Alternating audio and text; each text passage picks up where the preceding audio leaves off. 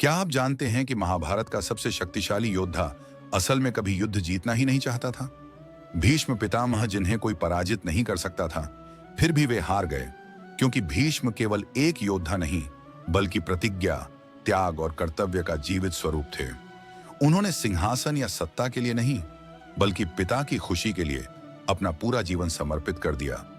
उन्हें इच्छा मृत्यु का वरदान मिला, लेकिन उसी के साथ वे अपनी प्रतिज्ञा की अदृश्य कैद में बंध गए। कुरुक्षेत्र में युद्ध शुरू हुआ तो भीष्म भली भांति जानते थे कि धर्म पांडवों के साथ है और स्वयं श्री कृष्ण उनके रक्षक हैं। फिर भी वे कौरवों के सेनापति बने, क्योंकि उनकी प्रतिज्ञा उन्हें बांध चुकी थी।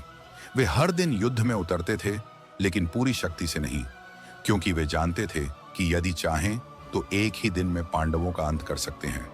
पर सामने उनके अपने थे। भीम उनका पौत्र था और अर्जुन उनका प्रिय शिष्य।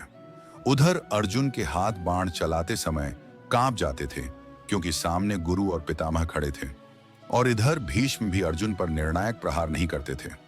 यह युद्ध शरीर का था, लेकिन मन का नहीं। श्री कृष्ण समझ चुके थे कि जब तक भीष्म युद्ध भूमि में हैं, तब तक युद्ध का निर्णय असंभव है, क्योंकि भीष्म को तब तक कोई हरा नहीं सकता जब तक वे स्वयं न चाहें। तभी शिखंडी को आगे लाया गया।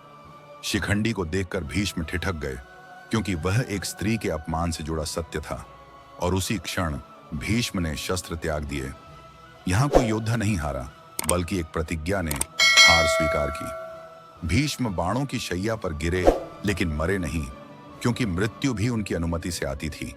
वे सूर्य के उत्तरायण होने की प्रतीक्षा करते रहे, और अंत समय में भी युधिष्ठिर को धर्म का ज्ञान देते रहे। जिसने युद्ध नहीं जीता, उसने इतिहास को दिशा दी।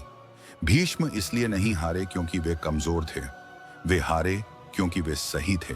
और कभी-कभी सबसे बड़ी हार ही सबसे बड़ा त्याग होती है।